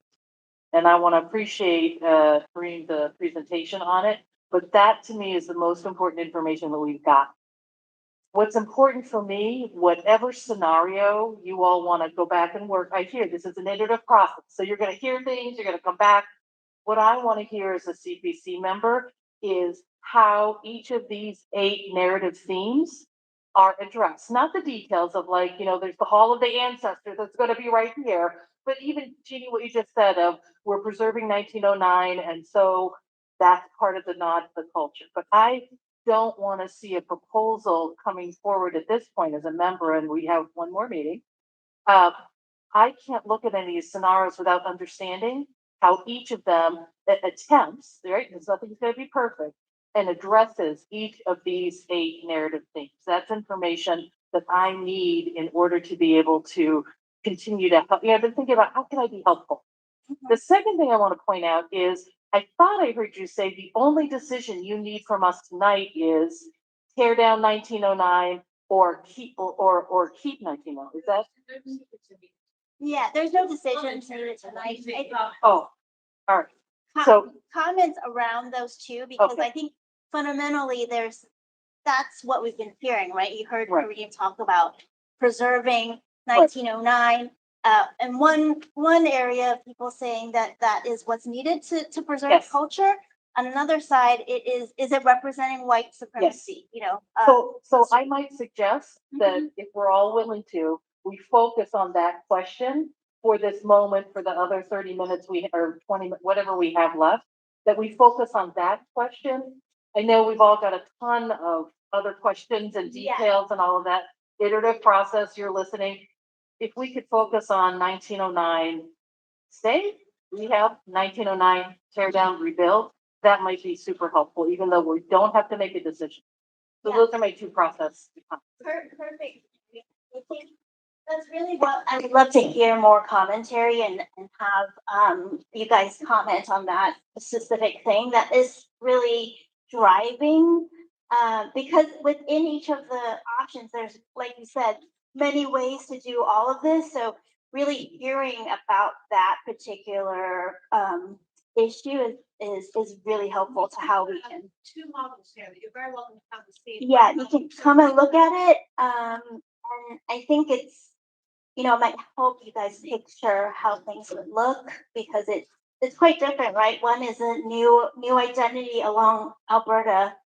And the other is maybe more similar, at least on the Killingsworth side, but on the south side, it is still going to be different. Experience and having the performing arts right at the corner of commercial and potentially at, you know, Alberta where we're showing it is quite different. So But all those things are still in play. yeah, exactly. Focus and lock down about what you're proposing right now. Yeah, because I think if we knew that everyone wanted to preserve 1909, or at least this group here really felt that was important, that could help us narrow down and really study, you know, more options around that piece and where the gym goes or where the entrance is. All of those things will continue to go. Practice or the myriad of details. Yeah, let's focus. And then we can hear the myriad of details. Yeah. You go back to the circles, the green, the yellow, the factors that show what is driving both options. Okay, so, right. This one? Yes. Okay. So that's the level of detail to which each of these options fits within. Currently, right now, this is the sort of the major driving factors for determining whether rebuilding renovating 1909 or replacing will fit within these driving factors, right? And then now we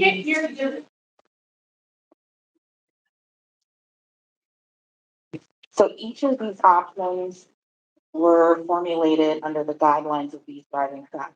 And each- which came about from various interactions throughout our process and have revealed themselves as the most important factors for various reasons. And so now we have come up with these options that fit within these factors that we now need your further examination and commentary on these two options. So, and it's go back to your comment about the engagement, like next time you want to see, the development of the scenarios to as to how they apply to each of the engagement themes. It's at the current scale that we are at, Jeannie kind of touched on it. You're not going to see each and every theme addressed. Well, we can hear your thinking. Yeah. We can report on Yeah. each Yeah, I just don't want you Yeah. to, expect it to be articulated in the design. Okay. But how each one is influencing or not influencing at this stage is important because we've already heard people bring up safety and security, bring up cultural, right? So those things are being reflected even at this high level. And I think that's what Mary is asking for. How are those being? Yeah, and I think that's a great idea. We can bring back options and a matrix of like how these are addressed and like those out specifically. Richard? Can I just one last? I want to say that I had the opportunity to watch uh, Bora Bora and the design team co-locate everybody. They're doing a great job and doing a lot of hard work. Sometimes there's a disconnect because sometimes the left hand does not know what the right hand is doing, and so that's why the CPC gets confused. Uh, and there's a lot of things that play, and it's not us. We understand that, but two things I want to point out to that is whatever decision you use, whatever we change to 1909, do complete renovation, remember these factors. Because I graduated high school in 1971. When I was going to Jeff, black people used commercial street. Why we entered there. White people would never enter on commercial street. Black people would never enter on Curtis Street because white people entered there. And so you kind of have to understand white people feel the way they feel about commercial or Kirby. It's a historic thing. Um, and then if I come and I walk into Jefferson High School, all brand new remodeled, what do I want to see? What kind of imagery do I want to see? I want to be able to see the story told about Vanport and how my parents and my four older siblings came here in the 40s to help build ships for the war. And then when the black people, the war was over and white people didn't want us here no more, they thought we was going to go back to Mississippi, Louisiana, and Arkansas, places like that. But no, we said we stand. And we go, okay, flood came. Where are we going to put all these people? We know where we don't want them. Okay, and I'm not going to go into any details, but okay, we'll put them in Albina. Now, black people, we didn't choose just to be the black community, but systemic racism made us the black community. And then redlined that we could not buy houses or anything on the outside of the red line. And we couldn't even get loans from the bank to build black wealth. And then even with PPS, there's a lot of systemic racism there in play to help stop. In the late, I don't know if it was between 75 and 80, there was a superintendent that was talking to the principal of Jefferson High School and wanted to know, why do you want to be a principal of a dying school? This was 50 years ago. And 3 to 4 times they tried to close Jeff down. I was one of the people that was up there at the Blanchard building. It used to be Blanchard, the Matthew Crawford building. And no, you're not closing Jeff. It was black families. So we always wonder, why are we making this a black thing? It was black families that stopped Jeff from closing down. You know, so when I walk through the house, Jeff, whatever you do not lose the black footprint. Do not lose the black footprint. When you walk through the house of Jeff, you shall see the black footprint there. Why did we become the school of champions, the school of pride? Because of all the white people that was going there? No. It was black students that made that school the school of pride. We excelled in sports and academics and everything. And so I was there when we had everything, more than most other schools had. Now we're fighting so hard just to get back what we used to have. And it seems like with the plans we have now, we're not even getting half that. So whatever you do, please, and I'm depending on co-locate to help in this process. Do not lose the black footprint at the high school. If you get it right for black people, you get it right for everybody else. So I'd like to ask, how does 1909 building fit into that, what Richard just talked about? Does it or does it not? I think that's ultimately the question in my mind as well. I'm gonna get out of the lens and just go preserve 1909. It is a factor with the historical landmarks. We saw that there will be some, We saw that there would potentially be some support from the landmark folks, and looking at you, Becca, I'm gonna say all these words wrong, but you know what I'm saying. I asked the question about it. If we preserve it, landmarks will be way easier. There you go. So preserve it for that. That's a functional technical thing, but preserve it because we've heard from enough people, I think. And when you look at trust and some of the comments that we heard from co-locate of you tear down things in the Black community and you never build them up. When you look at identity, culture, and belonging, we've heard from so many people that good, bad, or indifferent, their identity is with that building. When we look at delight, that we talked about, where is the delight, where is the feeling, where is the home? Preserve 1909, do not tear it down. And I'm putting it out there as a provocation. So I think people who have different ideas and understanding should go next. I don't have a different idea. And that's.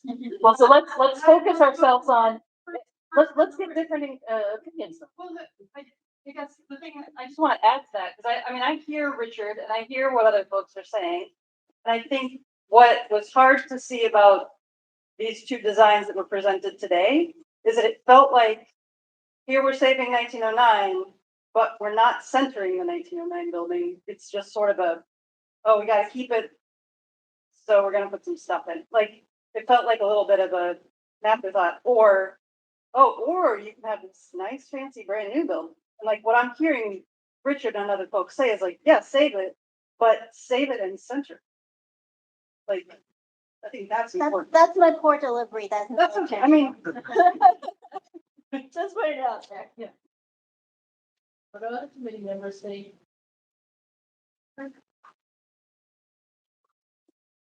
I'm gonna sound like I have other intentions than I really do, and that is to try and keep an open mind.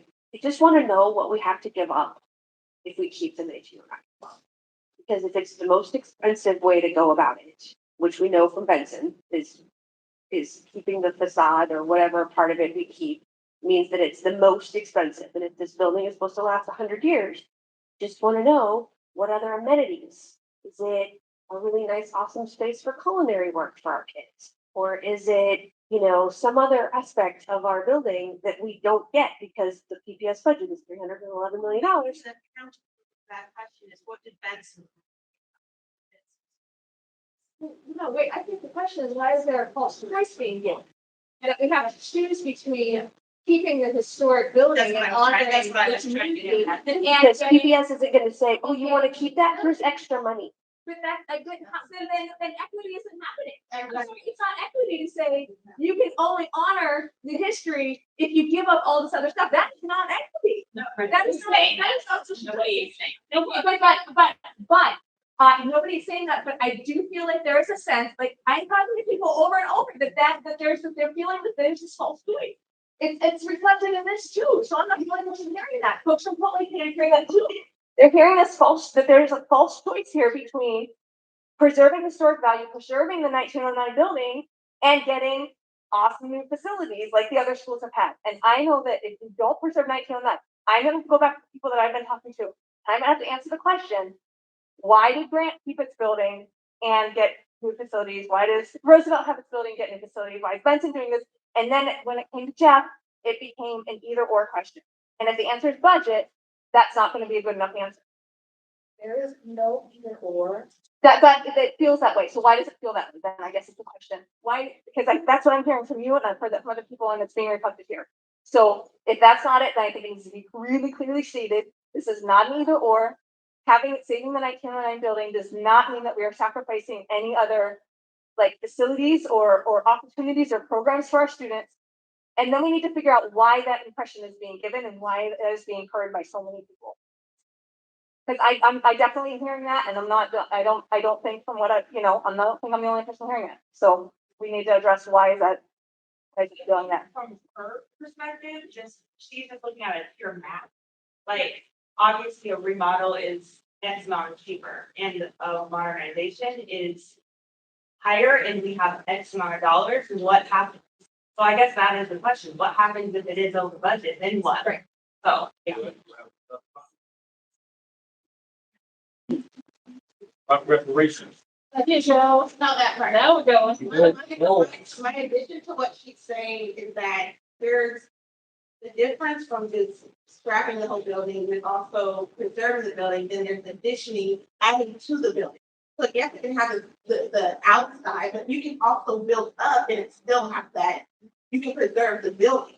So the adding and taking up more space to take out amenities and things for sports is not necessarily the only way to go about it. You can build up. There's even height limitations in the area, so we can't. Well, I guess that was a question in an earlier meeting. I asked that in an earlier meeting about like zoning, how high we're in residential neighborhood, like, yeah, there's a certain amount of feet. So state for zoning that it could go higher than the 4 floors that already exist. What they said before, they can expand it. Perfect. Okay. I'm back about what she said, the equity, and other schools have X, Y, and Z, just have the same amount of things, and if it doesn't, then that's something that needs to be brought up. And if it equals more dollars, then it's more dollars. It needs to be there. The program between all of the state. Regional the schools, be it Lincoln, which is all new, but every other school has been a renovation. This is what we're talking about. The program doesn't change, right? That's what the comprehensive high school needs, because you have X amount of classroom at all these. So it does not mean that you get less classrooms or, no comments or whatever it is.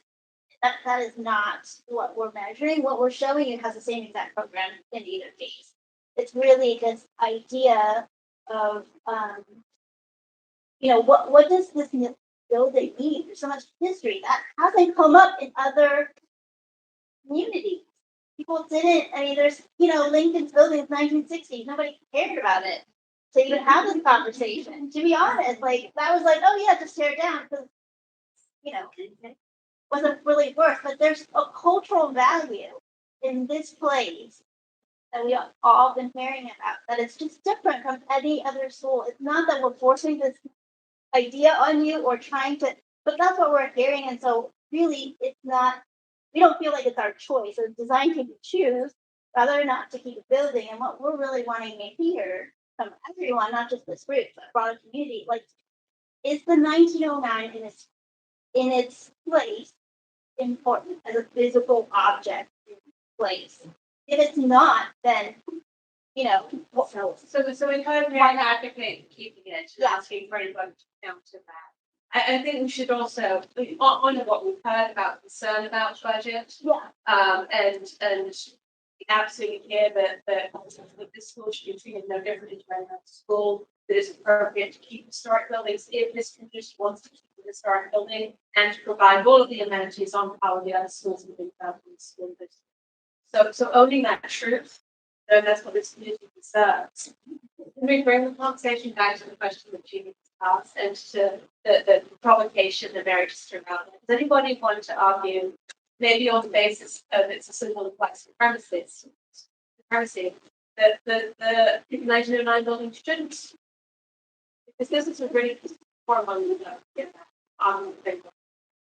And I'm going to just be completely honest with you. I think we should get 1909 because I feel the preservation is, but that's just me. That's not what I'm saying to the community.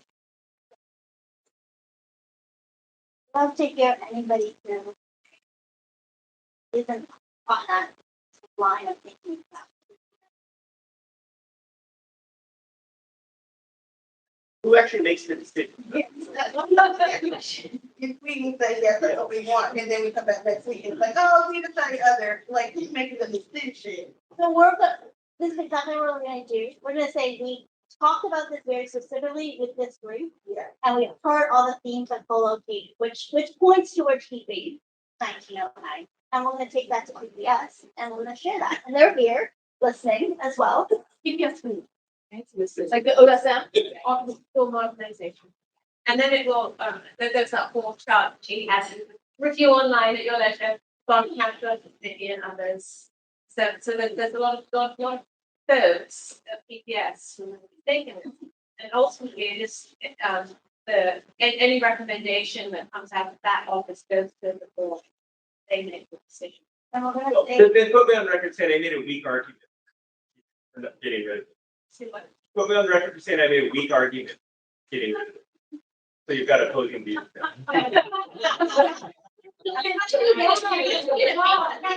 Check out weak argument. Here's my name, I don't care. People are just gonna read this. If there was a debate, I lost. That's fine. I do. I'm not saying that. That's what they're looking for. I'm already nervous enough. But my question is, and I'll start with saying I support whatever people I really believe that what we're doing is the most important piece of what we're doing.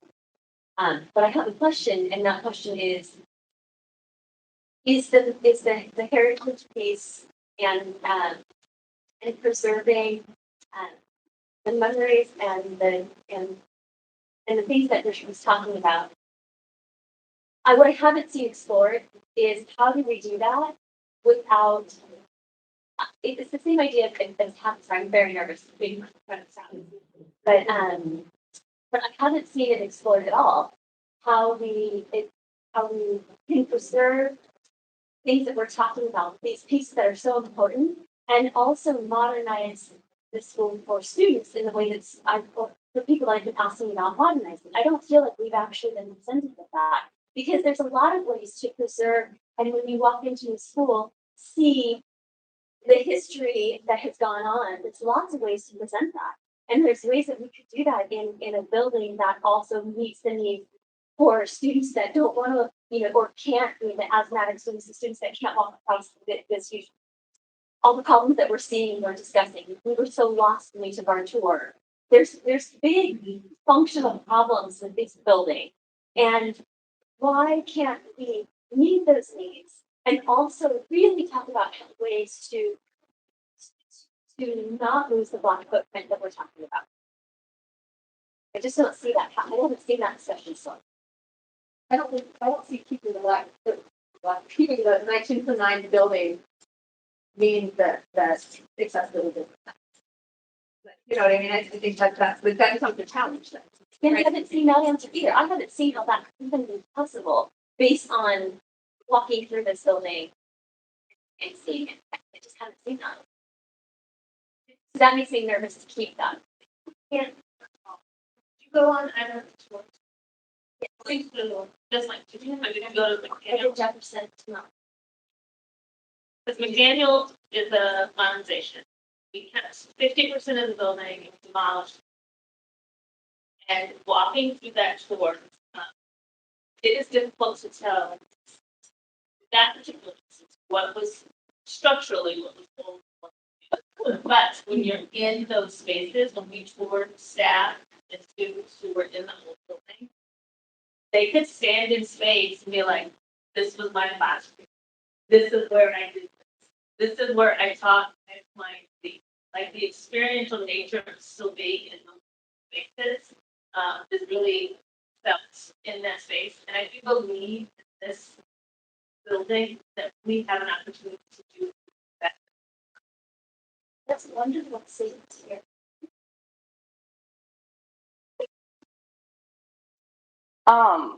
I actually don't necessarily agree with this, but I've heard it many times and haven't heard of it about it here. So just been wondering other thoughts if it has come up, especially with younger generation of students.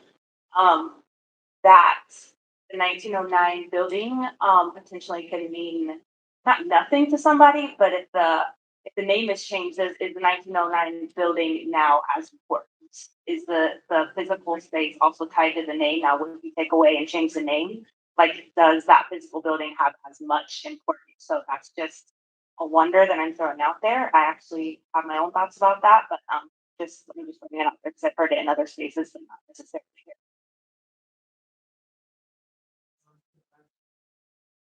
Can't speak for everyone, but I can respond based off what I have heard, and I would love to hear what your thoughts are on that too.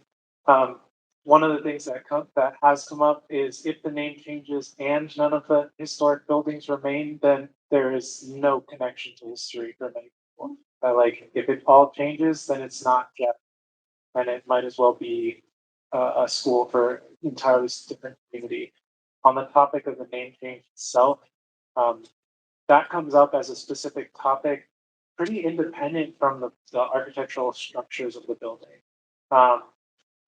So I haven't heard a lot of people say if you change the name, then this building doesn't matter because people's experiences are within a space, are their experiences within that space, people's connection based off of the name are as a way of referencing the space.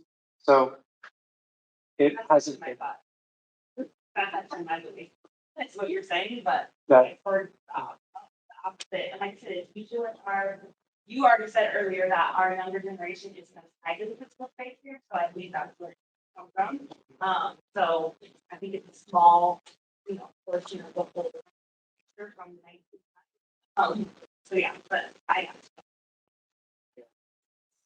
and even on the topic of the name, a lot of advocacy for changing the name has come up when we've been talking to current students and younger generations. But even there's not unanimity because when we ask, what does this place mean to you?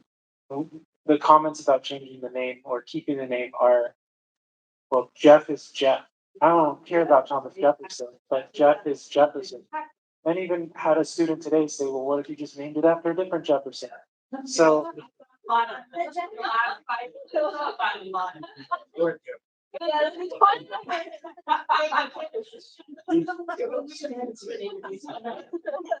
I know that we actually had we have like a virtual, like during Black History Month, a conversation about it, and that was a big thing that brought up. We don't have Thomas Jefferson really on anything. We've taken it out of diplomas, we've taken it out of our graduation programs, we've taken it out. So kids are like, we don't go to that. Like, and the ones, especially now that the statue's on too, they're like, it was interesting because I actually went on a field trip to the Art Museum where the statue is right now. Our last year's senior class had huge reactions to the statue.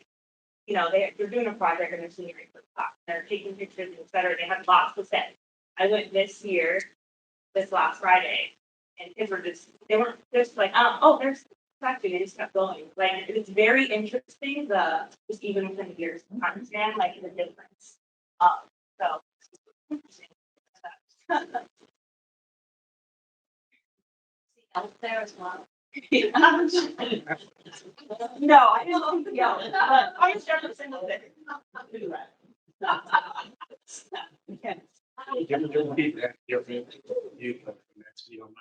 My sister, growing the fact that she has pictures standing up and Yeah, I'm saying, the slave and that's. yeah, yeah, yeah. But it's just, yeah, yeah, it's interesting. That's a big thing that we've got in the last like 5 years is like, just, it's, yeah, you know. So I'll add to that, and then I'd love to hear if there are any other thoughts, reflections, questions, things that are on your minds. But just on that topic, one of the questions we've been asking with students in particular has been, if you were creating a museum of demos, what would you include in that to tell the story, past, present, and future of this place? And some students are like, have the statue of Thomas Jefferson with all the paints all over it, and that like tell that story. And other people are like, no, we don't need that. But right, there's different ways to incorporate, whether it's physical or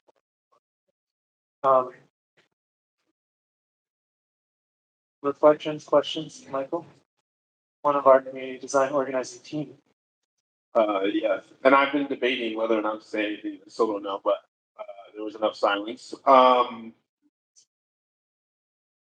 The process, and I don't know how relevant this thought is. The process has been confusing for me since the beginning, and I've been concerned about it since the beginning. I do think that this conversation has value to me. It's complex for me and for all of you. What way in which it influences, though, as we see these designs like move, a lot of conversations are happening here, and they are in response to the way that they happen in this room. For clarity on my own position and understanding of my position is as a member of the co-locate team, we are supporting you all to make a choice where also has not been clear from the beginning how much power exists in this room. And my personal perspective on the new designs is they were heavily influenced by talking to the admin. However, initial questions are, where was that conversation several months ago? And in a way, I think one of the designs is something I suggested at the beginning, which is not to say that it's my idea, but just that I think it's a good idea. Is that because we're building new buildings, why can't we house students both phases, staying in the former building and going into the new building? And just again, for clarity, and I went on one of the tours, the comments about not being able to tell the difference are totally true. They're like, you see this seam in the concrete? That's the difference. So everything is new. There is no not new, and there is no not getting enough. And I think that has been a problem in this process where there is a choice to make. Yes, 1909, no, 1909. There are other nuances that obviously have been discussed and have moved and can continue to move. But there's sort of a binary choice in the immediate time span, which I also hated and feel uncomfortable about. But I also feel like while the different pieces can flex, so much that's actually important is the programming. And I'm curious about what the percent for our budget is. But this other kind of shaping, again, can be discussed in this room, but is not being decided. And will require everyone, I don't know what station you are, but you see that we're looking at 26 and 28. There's all kinds of stuff that are still going to happen, and you can't go away because if they start some other process and there's other new conversations, this conversation has to roll like a snowball. And so I also have been an advocate that the names are part of this process, stay or go, but we can't have the conversation in these segmented processes. And we need to invite more people to the table. So those are just my thoughts. I just really want to know and kind of want to verify that the Tubman coming over here is dead. I really just want to make sure that's a thing. Because when we say trust, and you're gonna make this new building, and then you're gonna move all those kids over here, you're gonna somehow, this is how the system works. Oh, we're just gonna trickle them over there, those little middle schoolers. We don't want that. That is not okay. So are you guys at least able to confirm that that's not going to be a thing? Or is it still up for debate?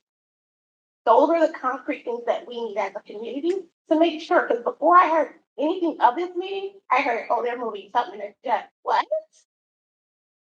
So that's my main thing, and that's really important. So I want to make sure, can we get some concrete confirmation that that's a hard stop? It's a hard no. Because if we don't, I mean, what else are we doing if we're not getting the information that we know needs to be no?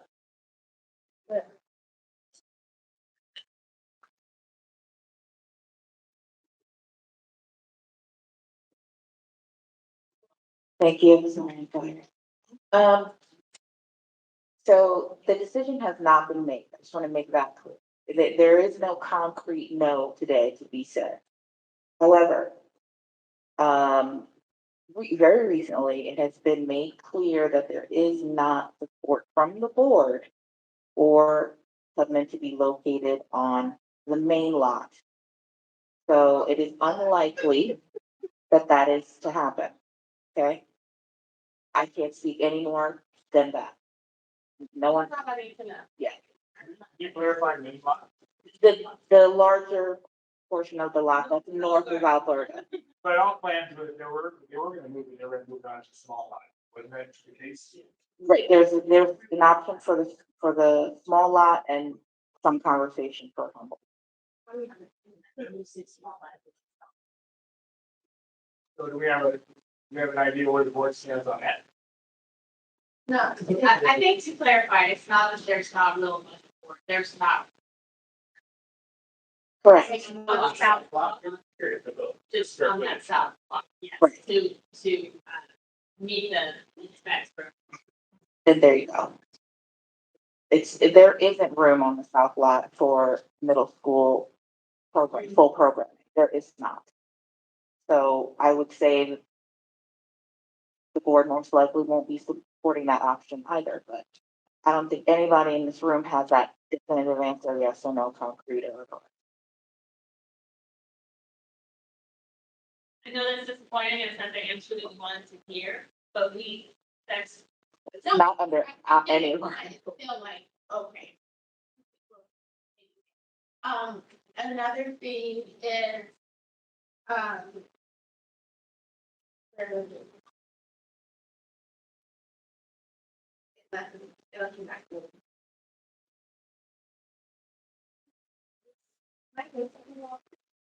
Oh, yeah, sure. Okay, so I said, I didn't want to like, didn't mean to jump on it. What you brought up about like, what are we giving up? So think about like, another way is to pose the question, or like, well, so what are the advantages of just doing a full rebuild? And that's for anybody. Like, what are you? And then by doing that, can you keep that footprint still? Yeah. Or it only exists in the 1900s? I'm just. Maybe one last question is back. No, let's see. Yes. I hear all of this is.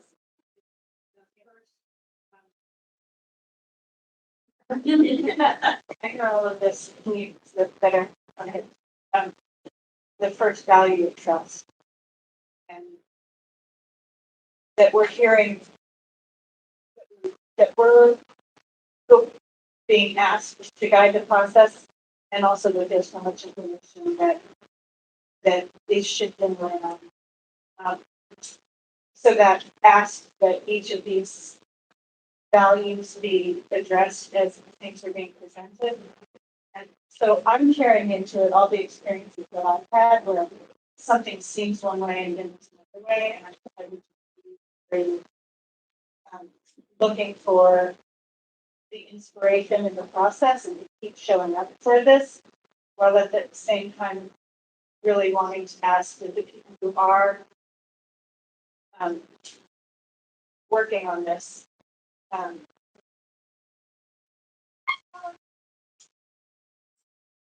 like really focus on how can we serve this by showing that we've heard what is being said in the things that I've seen carried from the last meeting to this meeting, but we have a lot of practices. And it made me choosing one thing over another, made me feel like I was maybe making decisions that I didn't want to be making. Rather than, I feel like we can confidently take a step and know that we're still empowered, that we haven't limited what we can because we didn't know everything.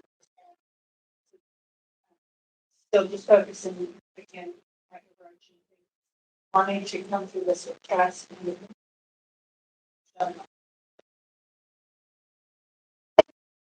Thank you. We are way over time. I was going to give this back to Gina to close, but I'm just going to close the meeting now. Thank you all for staying here far beyond the time we asked of you. The presentation will be posted online. Notes will be posted as well. We do have the models if anybody wants to come and see them. We would love to hear comments from you if you didn't get to share them at this session as well. We have post-its if you want to write some comments down as well. Thanks, Ayana. We will be back in 2 weeks with updates to, based on what we've heard. I think, Mary, I love that you've asked us to put a report on the criteria that Protocol have identified in this report. I think that's perfect. And everything has come together. I want to thank the co-locate team and the CDOs for the huge lift that they've been doing. Yeah. It's been enormous under a great deal of time pressure. Thank you. You're continuing to work. So it's amazing and it's finally coming together. I know it's been a horrible scramble. Hopefully when we come back to you in 2 weeks, that you'll be understanding that we're showing updated iterations of the 1909 retention scheme. And trying to reflect what we've heard from you. And if we've heard anything else from other people, we will tell you we heard it and what that results in the design as well. So thank you so much. Really appreciate